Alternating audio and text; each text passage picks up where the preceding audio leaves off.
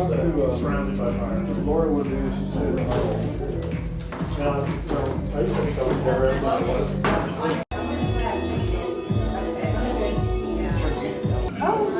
Several people are arriving late, so you, one way or other, from very, very different parts of my life. Yes, and I'm very happy to have her here. And it's just beautiful to work with a local business that also really values the deeper dimensions of culture. And so thank you for what you do. And I just find it a beautiful way to hold space and to experience tea and experience the connection I find that we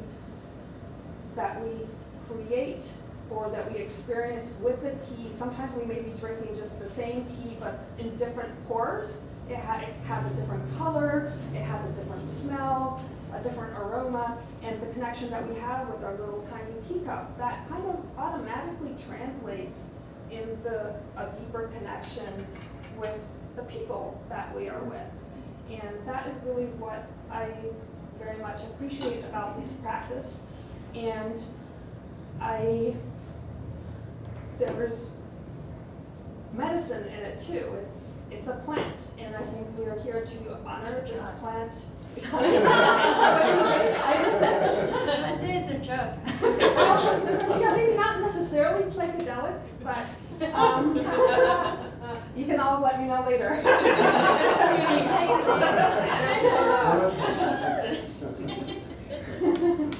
And also, I think it's meaningful to bring in the ritual of Gongfu tea service here at end of the year. It's the year of the tiger in Chinese tradition, and the year of water. There's always an element associated with each year, and this is the year of water. So honoring that element as well, which is also honored in here in one of the paintings of the elemental series by Wan. And on the other hand, we have the tiger represented here by Rosemary, and I'll have them share in just a minute more about their artwork. And so the intent is here really to speak to all of our senses through the eyes, the frequency, the smell, the taste. We will be serving food in maybe in about an hour during a break. And our minds will be stimulated too through some talks. And also what is really important to me, and perhaps even to you if you are attracted to this kind of vibe and event, is that spirit is welcome here. Sacredness is welcome here. So I find for me it's very alienating to go to events, especially business events, where that has to be totally out of the picture. So this is an environment where I find spirit is definitely welcome.